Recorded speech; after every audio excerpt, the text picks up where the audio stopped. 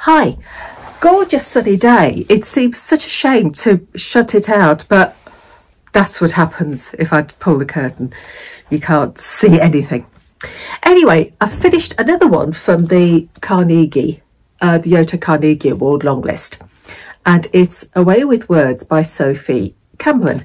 I think I'm going to try and read some of Sophie Cameron's other books because I thoroughly enjoyed this one.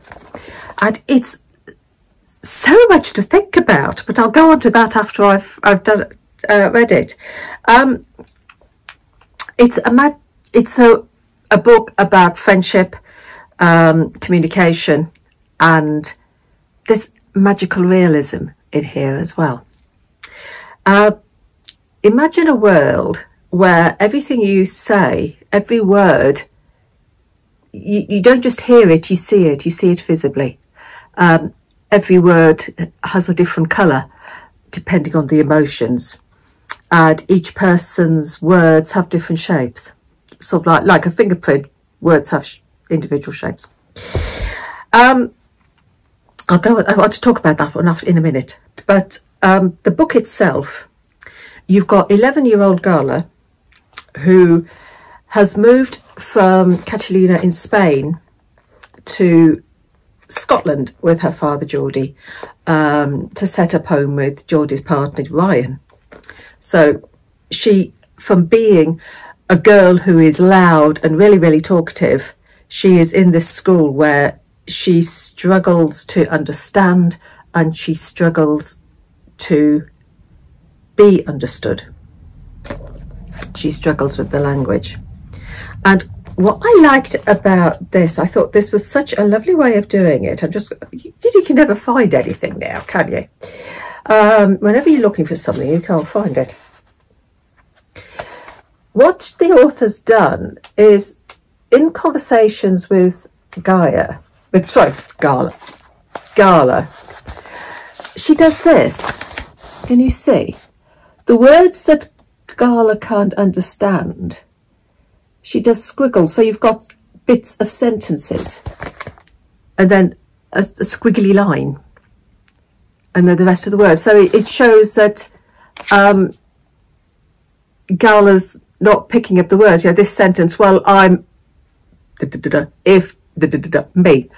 It shows in the book how Gala can only pick out the words she knows, and the rest of it she doesn't even know what the sentence is about. She can just pick out the words that she knows. So I thought that was a lovely way of doing it. Anyway, she's in this school where she struggles to understand herself, to be understood and understand. And then one day she sees a girl picking up words, collecting words. As I said, the words are visible and they drop to the floor. You speak and the words drop to the floor, or get blown away on the wind or whatever.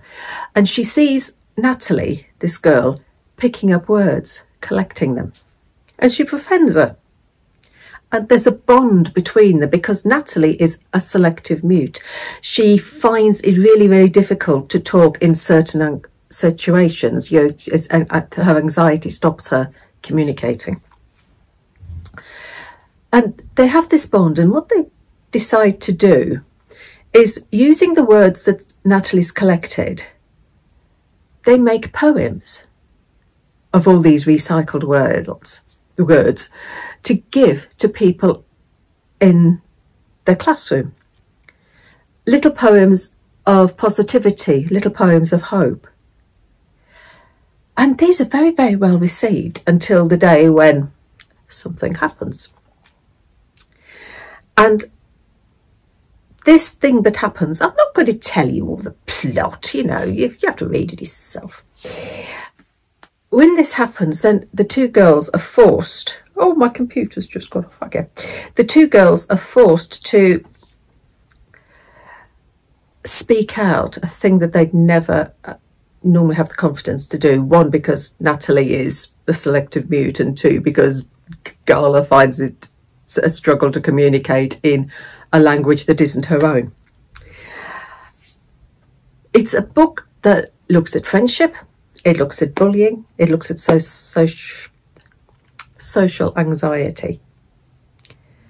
And it also considers what happens when we don't have a voice. Because Gala has been moved to Scotland and she finds it difficult to communicate with her father her feelings about leaving her friends, leaving her home to move to somewhere totally different. I thought it was brilliant. I mean, the magical realism. I love the idea of words, a floor littered with words. You know, every time you speak, the words are there, they're physical. The idea of being able to pick up a word and keep it. You know, a parent picking up their child's first words and preserving them. It asks so many questions, doesn't it, about I don't know. There's so much to think about with the idea if words were physical as well as, you know, as always be able to hear them if they were there. You'd always see the words that were left over. You couldn't just sort of speak. It wouldn't be sort of, if you had an argument with someone, the words would there be littered on the floor forever. It wouldn't just be something that's said and then forgotten. The words are there as, there's so much to think about in that.